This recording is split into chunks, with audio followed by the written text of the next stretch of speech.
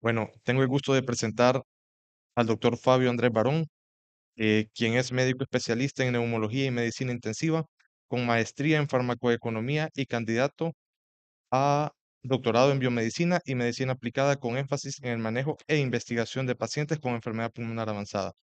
Actualmente, pues se desempeña como jefe de la unidad de cuidados intensivos médica y director clínico del programa de trasplante pulmonar de la Fundación Neumológica Colombiana. Me da mucho gusto recibirlo con el tema de adecuación del soporte vital como parte de los cuidados al final de la vida. Bienvenido, doctor.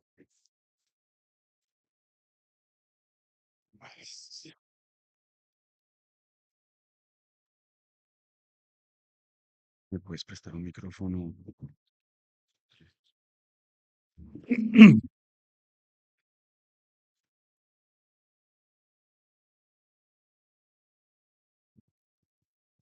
Buenos días de nuevo. Cuando uno le pone una charla ya medio filosófica en un congreso, quiere decir que se está envejeciendo. Entonces, probablemente cuando empieza a pasar el tiempo y nosotros trabajamos en la unidad de cuidado intensivo, empezamos a tener planteamientos adicionales de cómo le ofrecemos la mejor atención a nuestros pacientes. Porque en general nuestra discusión está en cómo aplicamos la mejor evidencia para resolver el problema que el paciente lo trae a cuidado intensivo. Sin embargo, en la medida que la población se ha venido envejeciendo, en la medida que tenemos más recursos para atender a la población, surge este concepto de ¿para qué están las unidades de cuidado intensivo? Y esa es una pregunta muy importante. Nosotros hemos tenido esa discusión en nuestra institución porque en ocasiones se plantea que solamente llevamos a cuidado intensivo las personas que le podamos resolver el problema, es decir, las personas que sean potencialmente recuperables o que tengan una condición clínica que sea potencialmente recuperable. Pero el espectro de considerar un final de vida, un buen final de vida, un adecuado final de vida, se vuelve complejo. Vamos a discutir algunas cosas importantes. El primer punto es este. ¿Cuántas unidades de cuidado intensivo tenemos hoy en día? Les voy a decir nuestro ejemplo. Nosotros antes de la pandemia en Colombia teníamos alrededor de 2.500 camas de UCI en el país, muy poquitas. Durante la pandemia llegamos a 11.000 camas de UCI. Y en este momento tenemos alrededor de 5.800 camas de UCI. ¿Eso a qué lleva? Que cuando se ven las estadísticas generales, entonces antes se decía cuál es el nivel de complejidad de los pacientes. Y obviamente ese nivel de complejidad ha disminuido, porque antes llevábamos los pacientes que consideramos prioridad 1, es decir, los pacientes ventilados o con soporte vasopresor inotrópico. Hoy en día también se llevan los pacientes en riesgo de.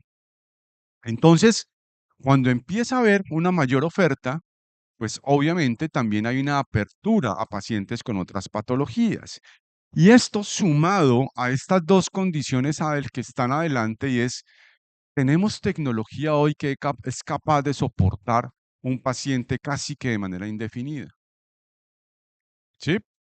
Entonces antes el paciente hacía fallas respiratorias, le poníamos oxígeno, alto flujo, ventilación no invasiva, ventilación invasiva, y ahora vamos en ECMO, trasplante, es decir, tenemos un espectro de posibilidades muy amplias. Obviamente, en la medida que incrementamos el nivel de complejidad de atención, también las intervenciones son mayores, el riesgo es mayor y el costo es mayor. Entonces, poder establecer este concepto de una buena práctica médica versus un uso racional de la tecnología es complejo, es muy complejo. Mi profesor en neumología, que era el doctor Darío Maldonado, siempre decía, para el dueño del clavo, siempre la solución es un martillo. Y eso lo hemos vivido con el incremento de los dispositivos ECMO que tenemos en nuestro país. Entonces, después de la pandemia, todas las unidades terminaron con ECMOs y terminan muchos pacientes en ECMO y cuando uno se plantea al final, ¿este paciente necesitaba el ECMO? Entonces, yo trabajo en una institución que es de referencia y tenemos un grupo de transporte de ECMO. Entonces nos llaman en X ciudad y nos dicen, hay un paciente con SRA o con choque cardiogénico que necesita un ECMO. Mandan los datos generales y se va un avión con un cirujano cardiovascular, con un intensivista, con una perfusionista, con un auxiliar de enfermería, y se van a canular el paciente. Y resulta que llegan allá y hacen 2, 3 intervenciones y el paciente se estabiliza. Pero igual nos toca traérnoslo, porque claro, no lo vamos a dejar allá porque después se complica. Y entonces empezamos a patinar en qué estamos haciendo no bien, probablemente no mal, pero no lo estamos haciendo de manera adecuada para tomar esas decisiones. Y el otro punto importante es esto. Como tenemos tantas opciones de manejo, en ocasiones solo pensamos en enfermedad y tratamiento y excluimos al paciente. ¿Qué quiere el paciente? ¿Cuáles son las expectativas del paciente y cuál es la posibilidad de recuperación real? Entonces, esa evaluación de la efectividad y eficacia de las intervenciones están muy en función de eso. De- Tiene una patología neoplásica, tiene cáncer mi paciente, existe un tratamiento para este paciente, se lo pongo. Pero en esa ecuación no entra en juego qué quiere el paciente y cuáles son las expectativas reales de recuperación. Yo tuve una paciente con un cáncer de tiroides, que aparentemente es un cáncer, bueno, la señora la operan, perfecta, y 6 meses después vira a un cáncer anaplásico de tiroides. Y entonces entra la discusión fuerte entre el oncólogo, el endocrinólogo, el cirujano de cuello y la familia. ¿Hasta dónde se va a llegar? ¿Cuáles son las expectativas reales del paciente para poder definir una autonomía en función del conocimiento que el paciente pueda tener? Porque claro, hoy los pacientes tienen, antes era Google, ahora es ChatGPT, Gemini, lo que queramos para poder obtener información.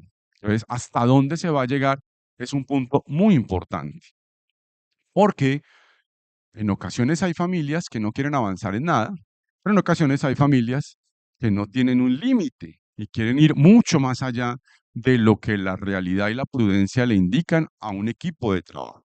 Entonces se vuelve muy importante esto. Y esa limitación versus la obstinación es importante porque a veces nosotros hacemos este análisis solo en función de nuestro conocimiento, pero a veces son las familias las que están absolutamente radicalizadas en que hay que hacer algo. En trasplante sí que lo vivimos. En trasplante el problema no es decirle al paciente, lo vamos a trasplantar. En trasplante el problema es decirle, usted no es candidato a trasplante. Entonces se vienen derechos de petición, tutelas, segundos conceptos, para que se incluya en la lista de espera. Si al paciente le va bien, perfecto. Felices, somos héroes, lo mejor del mundo que le ha pasado. Pero la gente en un trasplante se muere. ¿Por qué? Porque es un procedimiento muy complejo. Entonces se mueren y es que ese paciente nunca se debió trasplantar. Entonces nos devolvemos a evaluar realmente en dónde estaba el punto. Porque esto de la limitación del esfuerzo tiene una carga muy importante en la familia, en el paciente, pero también en el equipo de trabajo. Y esa energía que se le pone a la intervención, pues es una energía que tiene que ser muy bien canalizada. Y que probablemente hay factores sociales, religiosos, que pueden tener un impacto importante.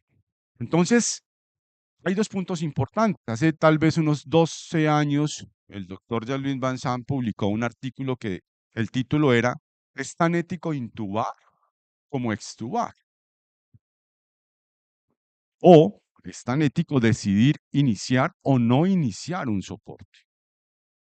Porque el punto fácil es decidir no empezar. El punto complejo es decidir parar. Y cuando decido parar, ¿qué intervenciones voy a mantener? Por ejemplo, un paciente con infiltrados pulmonares, 2 semanas previas, llega en falla respiratoria, lo ve el emergenciólogo y dice una neumonía. La familia cuenta, no, lleva 6 días enfermo, un cuadro febril, tos, expectoración purulenta y entra en falla respiratoria. ¿Qué hace el emergenciólogo? Lo intuba. Hay que subirlo a la UCI, prioridad 1, a la hora está en la UCI, ventilado, y entonces, bueno, pero este paciente está con un nivel de atrofia muscular muy importante. Este paciente tiene algo más, le toman los paraclínicos, albúmina de 2, y además está desnutrido. ¿Está infectado? Sí, está infectado. ¿Pero qué más tiene? 5 a 7 días después, en todos los estudios, tiene un CA, un adeno-CA metastásico con compromiso óseo. Pero en el reporte de la biopsia sale, no sé si hay oncólogos acá, el gen accionante. Es decir, tiene una patología neoplásica avanzada en un paciente muy comprometido, pero con un gen accionante. Es decir, hay posibilidad de ofrecerle terapia, inmunoterapia para ese cáncer. Entonces entra la discusión. ¿Qué se va a hacer? Le vamos a poner la terapia, le vamos a completar el manejo antibiótico y después vemos qué paciente hay para poder definir si mantenemos o no esa terapia, porque además ahí estamos hablando de un costo muy alto de tratamiento. ¿Qué pasa si no tiene gen accionante? O no tiene la posibilidad de inmunoterapia, entonces nos toca darle quimio genérica con todos los efectos secundarios importantes. Este dato es un dato dramático, perdón, se me olvidó, estaba viendo ahora que se me olvidó poner la referencia.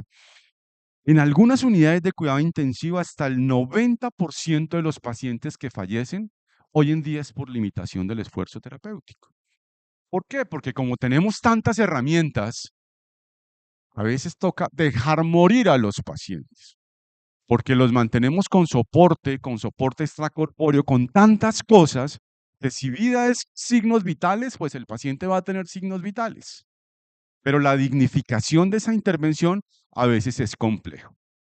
Y tal vez hoy el principal reto, los oncólogos desde que se inventaron la medicina individualizada, personalizada, o por lo menos nos la mostraron así, nos ganaron en todo y hoy empieza esa misma discusión en que tenemos una gran cantidad de alternativas para el manejo del cáncer y hoy es muy difícil preguntarse cuándo vamos a limitar el esfuerzo. Y más aún con esa palabra del famoso gen accionante, porque si tiene un gen que le pueda producir o le pueda permitir al paciente tener inmunoterapia, pues las cosas son muchísimo más difíciles.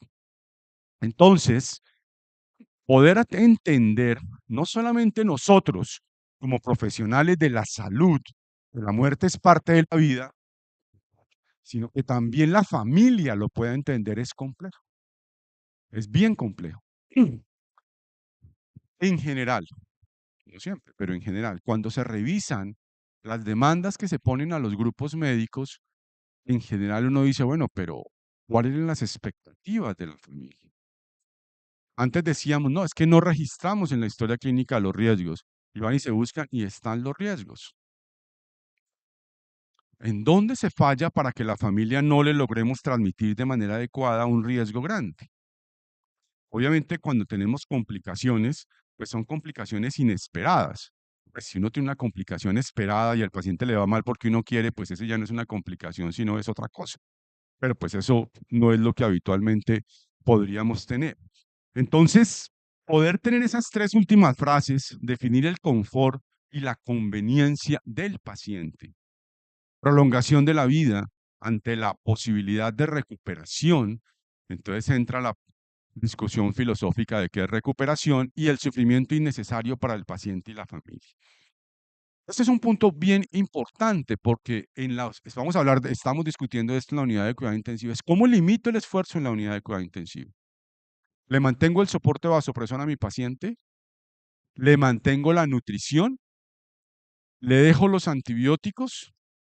¿Lo extubo o lo dejo intubado? ¿Cuál es la mejor intervención? Entonces, les voy a contar un poco lo que nosotros hacemos en estas intervenciones para finalizar. Si el paciente está ventilado, lo despertamos. ¿Cuándo lo despertamos? Cuando la familia o el paciente previamente han expresado el querer poder interactuar si va probablemente a fallecer en un corto lapso. Si no lo han expresado previamente, no lo despertamos, lo dejamos sedar. Pero si lo despertamos, intentamos extubarlo siempre y cuando la familia haya tomado esa decisión de interactuar. No le mantenemos la nutrición, se la retiramos. Solamente le dejamos el tratamiento antimicrobiano cuando hay gérmenes de interés especial, es decir, los famosos gérmenes multidrogoresistentes, tuberculosis, cosas que necesitemos disminuir el riesgo de transmisión. Y si no, se lo retiramos. Y siempre esto lo hacemos con un asesor espiritual. Cada vez es más frecuente para nosotros, en principio, digamos que nuestros países latinoamericanos son muy católicos y la mayoría de la población es católica. Entonces, los hospitales o las clínicas tenemos sacerdotes, pero cada vez es más frecuente tener personas que tienen una fe o una religión diferente.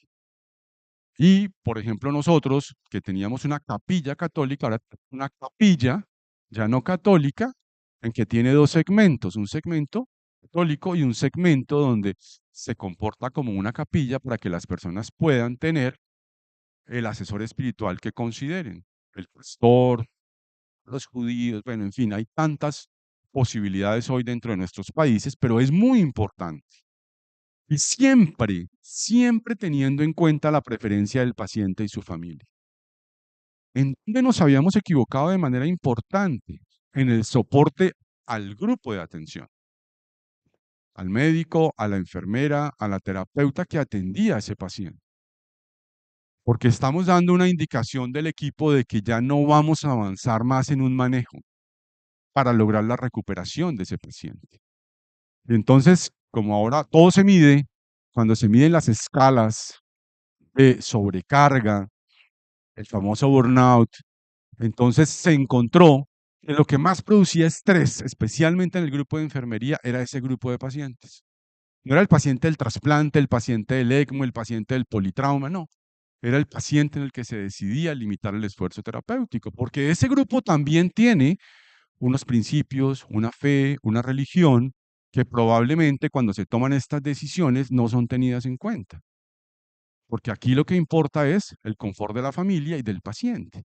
Entonces, ahí nos estábamos equivocando y hubo la necesidad de generar o de involucrar ese soporte a este grupo de pacientes. Ni qué decir de la eutanasia.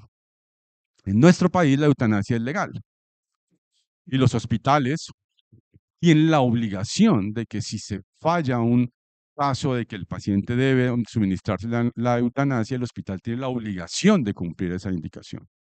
Pero los profesionales no. Nosotros sí podemos alegar objeción de conciencia y decir, está perfecto, yo no, pero alguien tiene que hacerlo en el hospital. El hospital tiene que garantizar eso.